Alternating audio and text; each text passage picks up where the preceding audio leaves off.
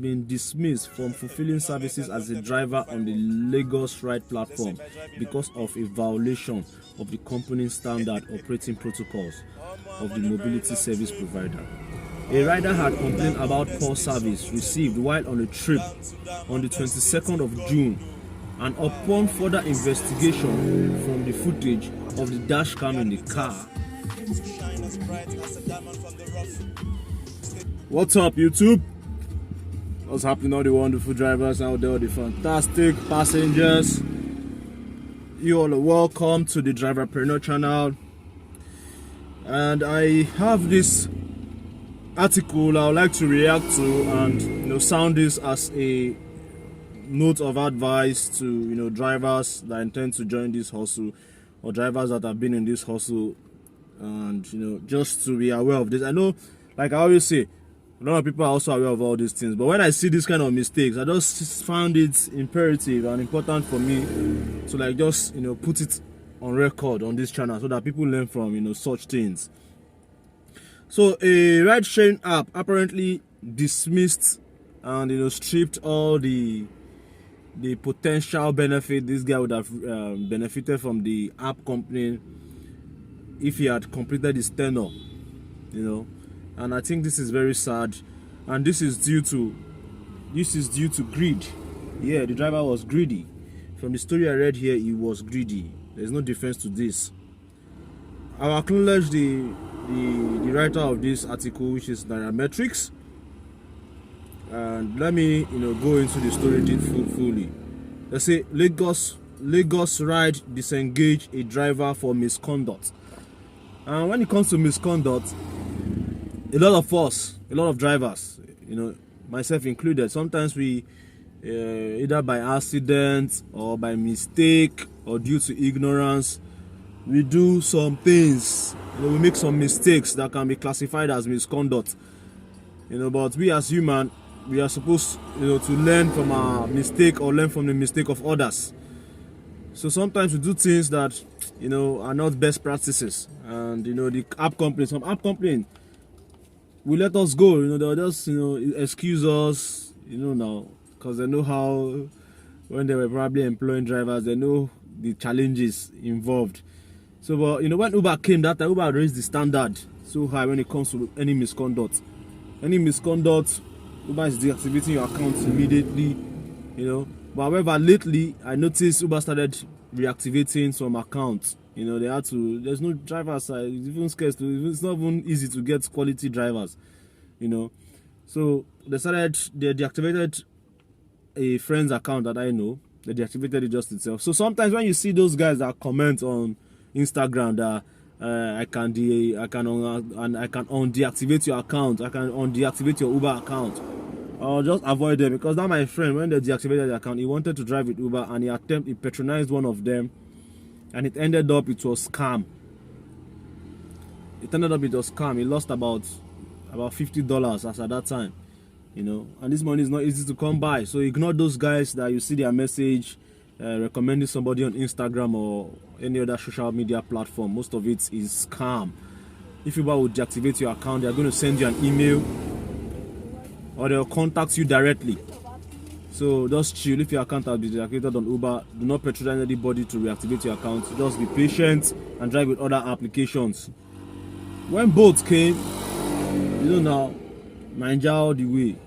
Call Ninja, they already knew the market. They were here already, understanding some of the reasons why massive drivers were being deactivated, trying to master some of their own, to better out their own game plan in recruiting drivers. Because if you, as an app company, if you don't have drivers, your app is not going to exactly function. So they started recruiting every driver that comes their way. It was helpful to a lot of drivers. A lot of drivers needed to be on the road ASAP. I was part of those drivers, and I started driving straight with boats. So later on, I got my Uber account activated.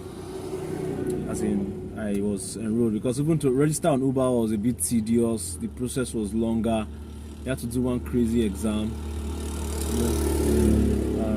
What's it called, that exam? Psychometric exam. Yeah, psychometric. So Now, a lot of misconduct has been reported on boats. A lot of drivers are complaining about the drivers. The last time a rider in the airport ordered a ride, I didn't just share that story. That was a voice note story. I didn't share it. I'm thinking of sharing some voice notes driver experience, but although I'll have to seek consent for the driver if he would like his voice to be heard on the global platform, because a lot of our guys experience a lot. And it's not just me. I still have people around me that do this hustle and they experience a lot. So the guy said they were at the airport and a lady ordered a ride. So in the airport now, you go and meet your passenger. Like, you must meet your passenger. So, as in for the passenger, for you to get the passenger and take you to where your car is in the car park, because it's very difficult for the passenger to be looking for your car. So when the driver approached the lady, identifying her as the rider, like, was on the phone with the lady, walking to the lady like, okay, yeah, I'm coming, I'm putting on this. And then when the woman is seeing the person approaching her, it's not the same place. Some people take note of all these things. Some people take notes. Plate number. Some people don't. Some people just enter any car, which is kind of dangerous. Before you enter a car, please confirm your plate number. Sometimes it's always there on your app as a rider. You see the details.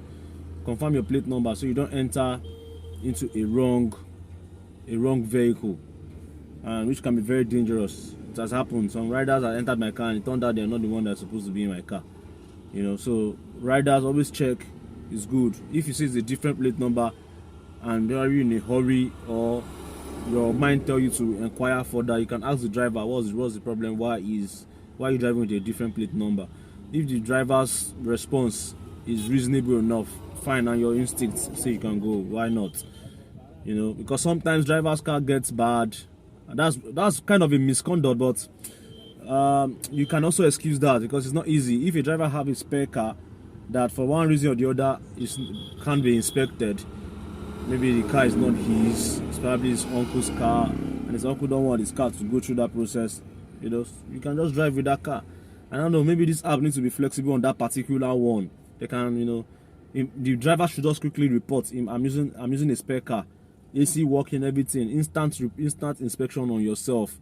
You say that the car is working, the standard, their AC, they need their papers. Once you can upload those soft documents, I believe they can give you the grace of using that car for like maybe 1 week, or 1 week. 1 week is fine.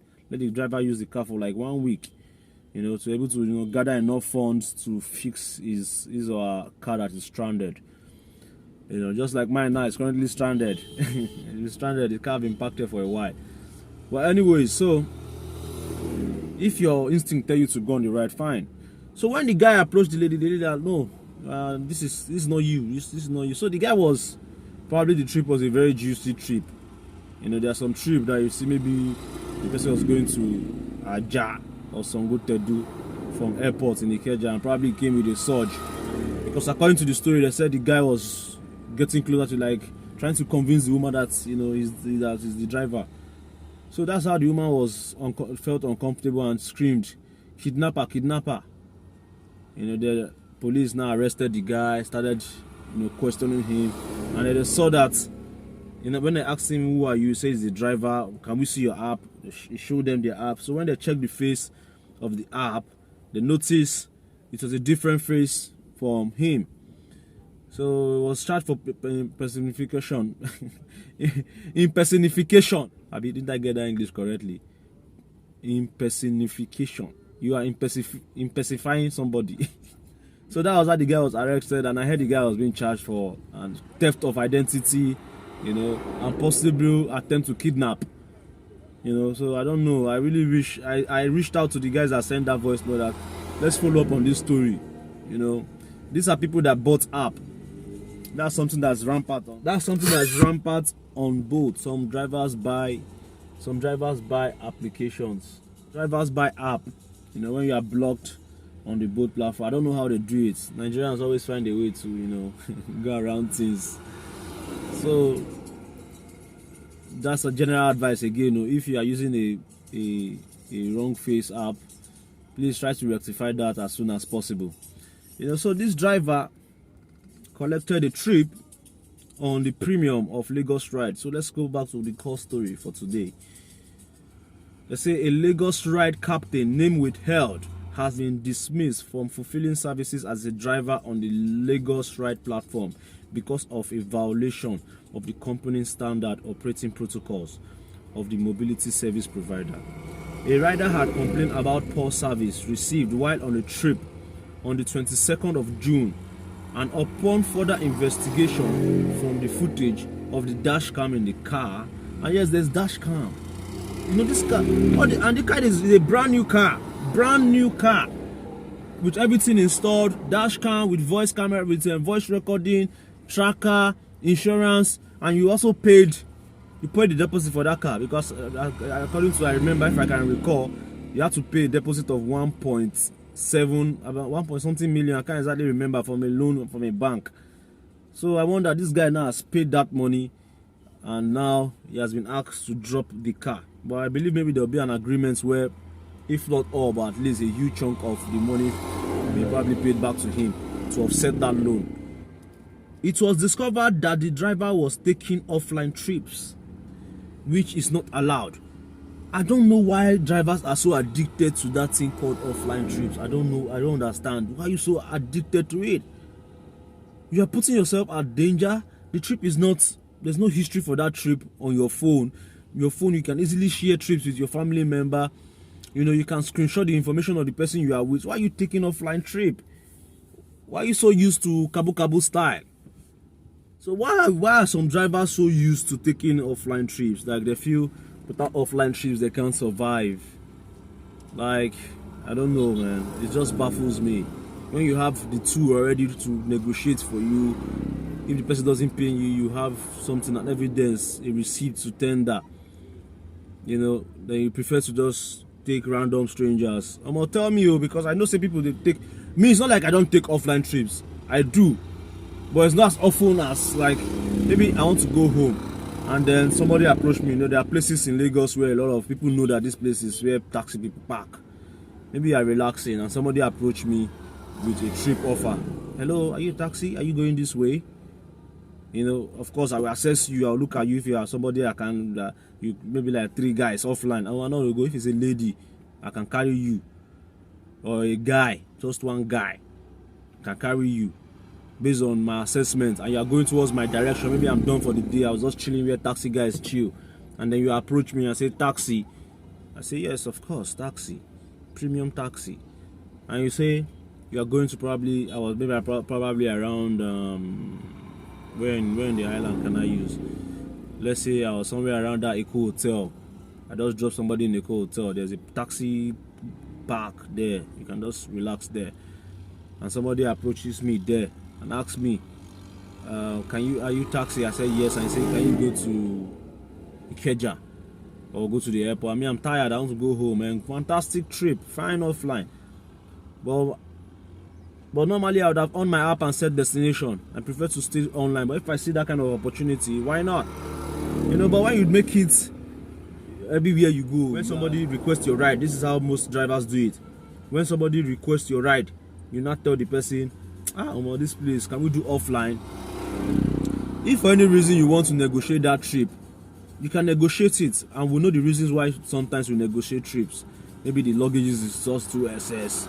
You know, they are asking you to carry things that are very inconveniencing for you. You know, or the person is going somewhere, part of town that is, you know, now higher risk, more danger, and all this kind of shit. So you can negotiate it, but still stay online. You know, make sure the way you negotiate, make sure the person also see reasons with you why you are, you know, adding an extra fare. You know, but stay online. Stay online. At least the company that gave you the job also deserve a commission, instead of converting the company's own commission. Everything you take, everything is not fair, bro. You know, think about it from the investor's point of view.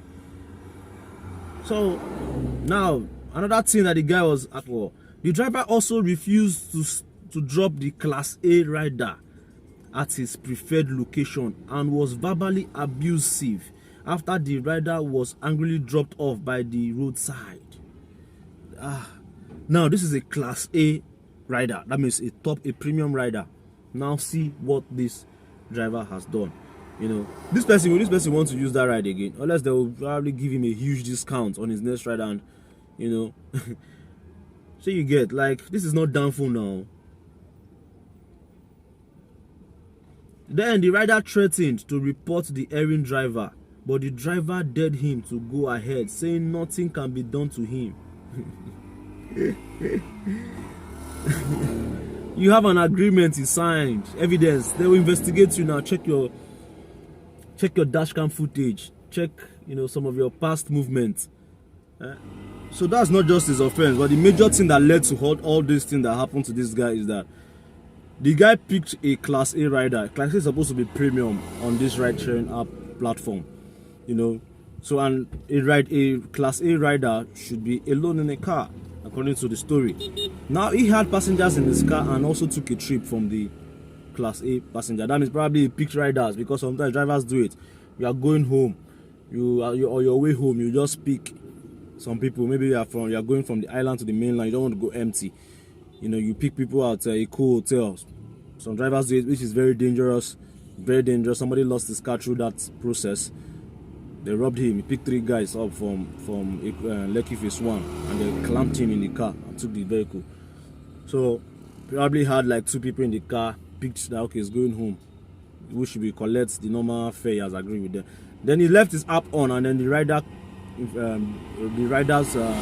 order came in, and he also accepted. So he had the rider and 2 total different strangers in the vehicle. So the man was complaining, you know, that led to an argument, and he dropped him off at the roadside. You know, he deserves actually to be suspended, if you ask me, because that's high misconduct. In fact, great misconduct. I hope you have other apps so you can, you know, have a second chance to drive. Some people, they do like the booga. Meanwhile, now this driving be their full time. They don't get any other source, so they don't even get anything to do again. So I beg you guys, take it easy, eh? This money matter. Take it easy. Try to be contented with what you have. Just take a chill and value your job, value what you do, because it's not rosy anywhere. It may just look green on the other side. It's not exactly rosy anywhere, bro. So guys, that's my message. I hope you guys learned 1 or 2 things. You can also share your experience. If you're a rider, your experience with a rude driver, and as a driver, you can also share your experience when you've, you know, encountered difficult passengers. It happens, you know. So guys, stay safe out there. Peace. You know, mentors don't tell me I go find work. They say by driving not go pay. I'm on a very long trip.